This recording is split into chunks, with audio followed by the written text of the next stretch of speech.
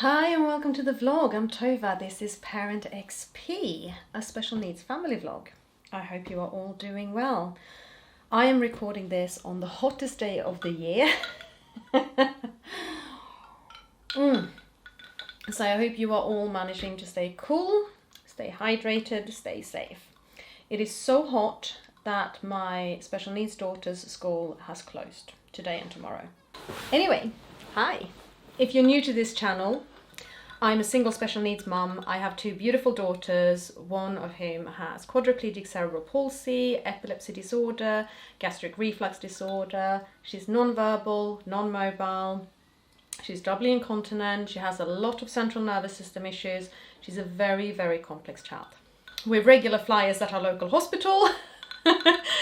And she has various operations that she needs to have done for a variety of reasons, and I share all of it. All the ups, all the downs. The topic of today's vlog, should I have another baby? I'm not asking, but I know that quite a lot of you are asking. Not me, but you're asking for yourself. Calm down. Single. I said single, right? Also, I'm 45 years old and I'm so done with babies, but I did go to visit my friend last week who has a 2-week-old baby, and he is adorable, a little crown prince of Africa. He is just so cute. And I have to admit that my ovaries skipped a beat. They kind of went, we can still do this! And I'm like, no, you can't. Calm down. But it reminded me that for a very long time I've been meaning to make this vlog, because this is a question I see coming up on so many special needs forums. Should I have another child? And it's so not an easy decision. And I am not going to tell you what you should do, because that is none of my beeswax. But I thought I'd share with you the reasoning that went into me having Alice after I already had such a disabled child as Elin is. So a little bit of background. Both of my daughters are IVF babies. So we're not talking a little oopsie with either of them. We are talking 2 pregnancies that were extremely well considered and planned and expensive. So I went through IVF to have Elin. I was lucky enough to get pregnant first attempt. We had 2 embryos put in and one of them stuck, and that result is Elin. And I went through a pregnancy that was, on the whole, absolutely healthy. I wasn't healthy. I hate being pregnant, and I was in extreme, severe, debilitating pain from week 6. So I went through that pregnancy without being able to walk. I was in that much pain. I needed constant painkillers. I needed mobility support. I needed a lot of understanding from my employer to let me work from home a lot, and I was still in agony. But as far as the baby was concerned, the baby was fine. Now, I have an underlying thyroid condition, so I was under a lot of supervision throughout this pregnancy. I did so many ultrasounds to make sure that the baby was growing properly, and in every single one of them, she was meeting all of her milestones. Everything was perfect. Everything was great. And then I reached my due date and there was no sign of a baby, and I reached a week past my due date and there was no sign of a baby. And my midwife did a sweep to try and kickstart things when I was 8 or 9 days overdue, and nothing happened. And when I was 10 days overdue, the baby stopped moving. And I had some discharge. I could not tell if it was discharge or if it was my waters that had broken, if there was anything wrong. All I knew was that a baby that had been very active was suddenly not very active, and I went into hospital. I was put on a trace, and baby's heart rate was high, but it stayed stable. In hospital, they couldn't say whether it was any normal discharge or whether it was meconium in my waters, but that is the issue. That was actually what it was, we realized in hindsight. So we went for a few hours like this, kind of waiting out to see if anything was changing. And then I started having enormous cramps. but I did not go into labour at all. Instead, I was just cramping. Baby's heart rate stayed high but stable. Nothing else was happening. The doctors decided to pull the plug. We did an emergency C-section, and suddenly we were standing there with a baby who was barely alive. She had severe meconium aspiration in her lungs. She suffered massive oxygen deprivation as a result, and she now has grade 2 hypoxic brain injuries as a result, and that is what's caused all of her issues and difficulties. So we went from healthy baby, healthy pregnancy, healthy baby, healthy pregnancy, oh shit. Severely disabled child. But she survived. She's still with us. She's amazing. She's wonderful. She's so much fun. But we didn't really want to jump straight into having another baby at that point. We did eventually have another baby. And Alice too is an IVF baby. So very, very considered and planned. And the considerations and thoughts behind having Alice were multiple. To a large part, probably the largest part, I wasn't done. I wasn't done with one child. I wanted two. Two felt more complete. I wanted to experience normality. And I'm putting the word normality in air quotes. And I do apologize if I offend anyone. That is not my intention. I'm not saying that Elin is abnormal or that disabled children are abnormal. But I might go so far as to say the situation is abnormal. And I wanted to experience having a baby without the difficulties that Elin has. I wanted to go through that. And also the fact that I'm not a spring chicken mom.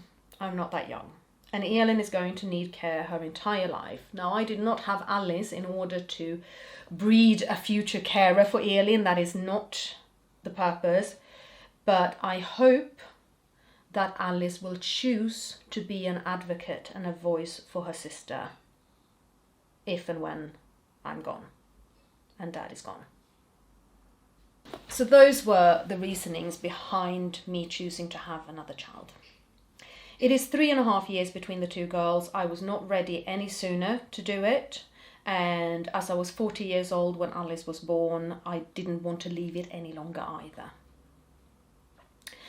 So I was weighing up my health, my age, Elin's care needs, emotional dreams and wishes, practical matters, all of those things. And it wasn't just me, the girl's dad was obviously very much a part of this decision, and it was something that we talked about a lot before we went ahead and had the second round of IVF. And again, we were extremely lucky to fall pregnant at the first round.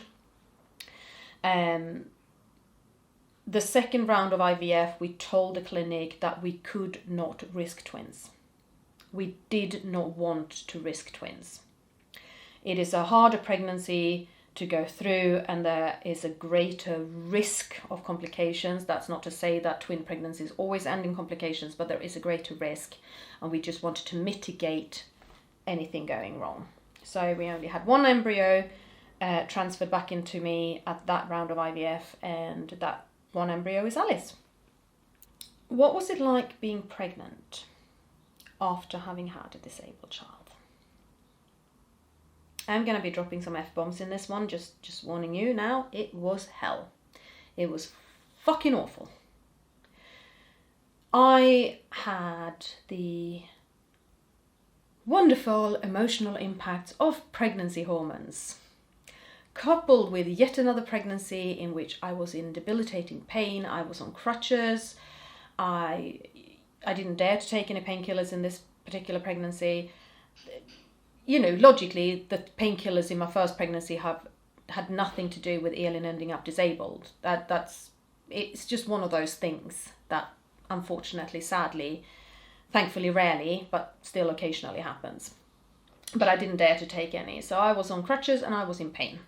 And I was emotional and I was irrational. and I was going through an extremely severe case of post-traumatic stress because I knew how wrong it could go. And in terms of the baby's development in my pregnancy with Alice, everything was once again textbook, exactly as it had been with Elin. Absolute textbook. Both of the pregnancies were actually very similar in that respect. And I also had a lot of growth monitoring because of my thyroid issues, and everything was looking really good. It was absolutely not easy. It is so terrifying.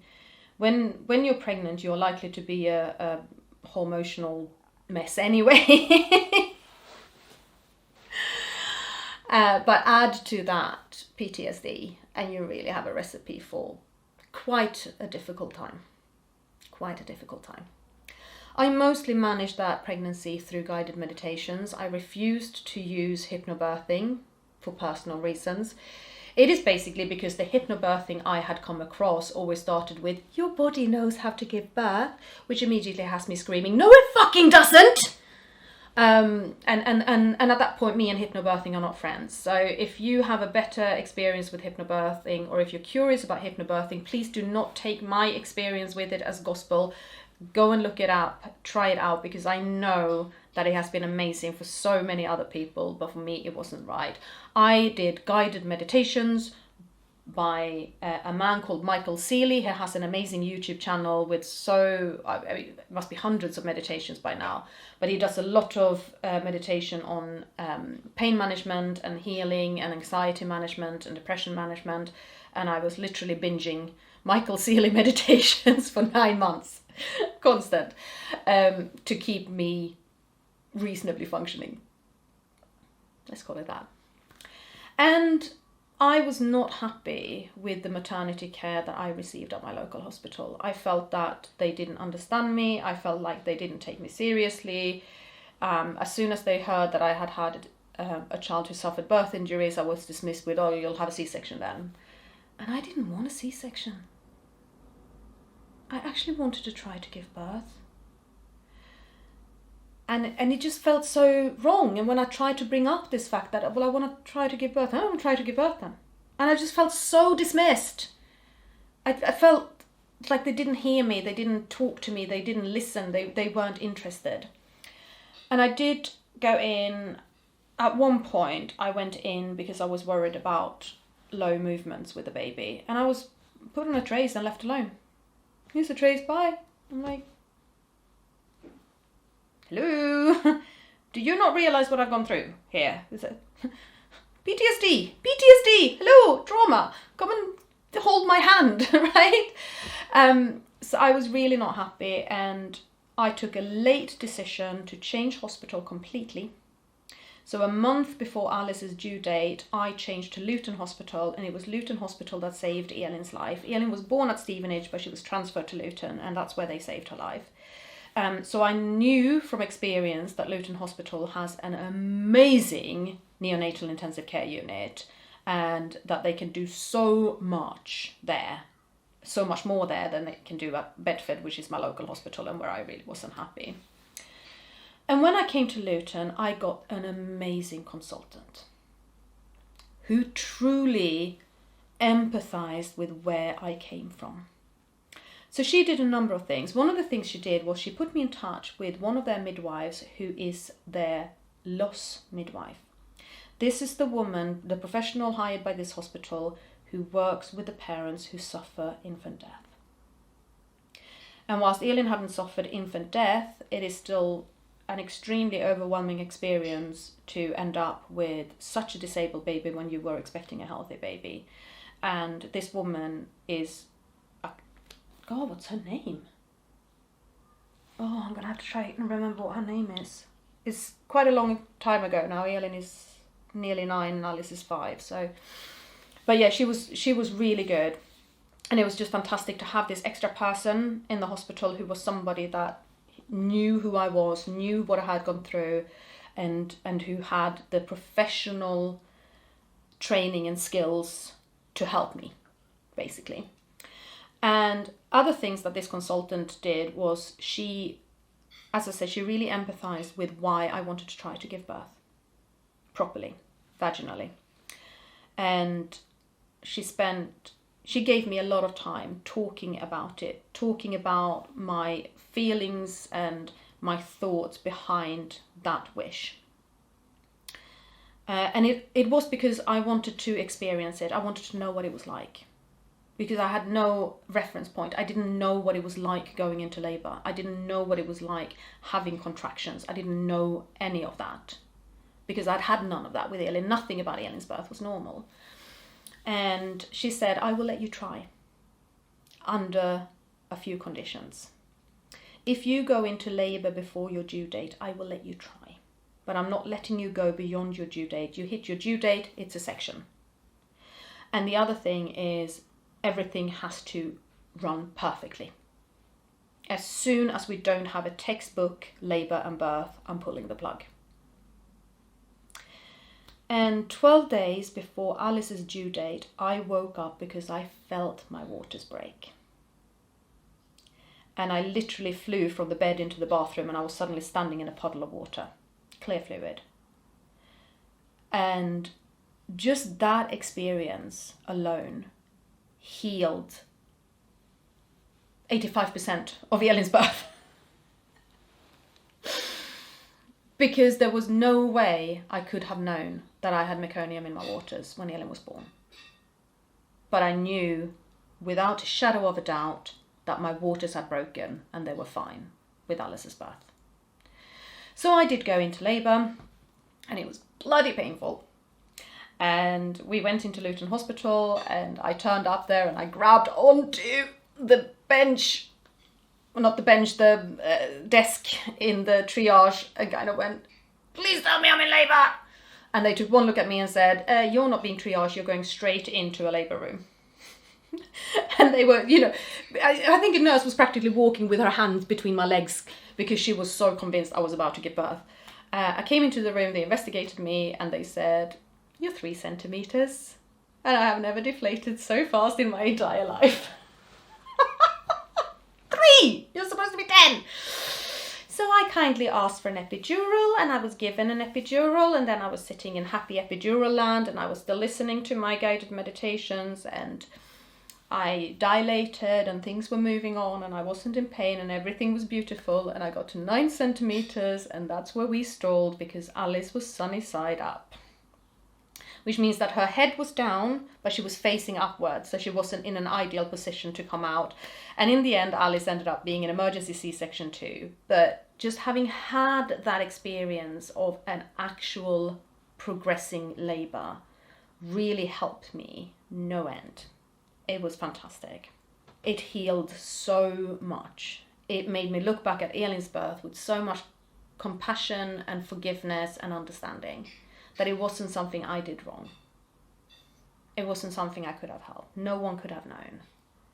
And the experience of actually giving birth was something completely different. Even if it did end up in another C-section. But at least it ended up with a baby who I got to hold and breastfeed within a few minutes of giving birth instead of several days. And that too healed an awful lot. That was my experience. Well, those were my experiences, I should say, and my thoughts about why I wanted to have another baby and what it was like. And I didn't realise when I started this vlog, I didn't intend to go into the birth stories, but apparently that's what I did. So you got my birth stories as well while you were at it. So should you have another baby, is it right for you? I can't say that. I can't tell you. Only you can make that decision. And I do fully understand that it's not an easy decision. Whether it's a situation where you find yourself unexpectedly pregnant and you have to get your mind around a new baby in your life or potentially a termination if that is your choice, not an easy decision. It never is. Or whether you are actually considering trying to get pregnant again, you're planning it, you're preparing for it, you're wishing for it. Again, it is not an easy decision. Not when you have a severely disabled child already. And there isn't a one-size-fits-all. I am done with my 2. I'm going to snuggle the Prince of Africa as often as I get the chance because he's so adorable. And any other babies I can get my hands on. And then I will quite happily hand them back and say thank you, but no thanks. But I am so grateful and happy that I chose to have Alice, because she has enriched Elin's life so much and my life so much. And she belongs in this world and she's just fantastic. I have a friend who has one disabled child and went on to have 3 more children afterwards. And I have friends who had one disabled child and they stopped there because they wanted to just give everything to their child with complex needs. So it's not one right or wrong answer. I also have friends who have more than one child with special needs.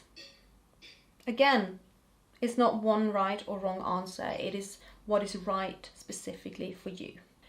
And if you do want to have a chat to somebody about exploring what your thoughts and feelings are around a decision like that, I am one of the people that you can come to.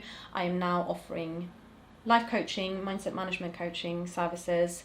And if you head on over to my website, which is ParentXP.org, you can find out a lot of information about it there. And if you have any other questions about my decisions around having a second baby or around the pregnancies and the birth stories, then pop them in the comments below.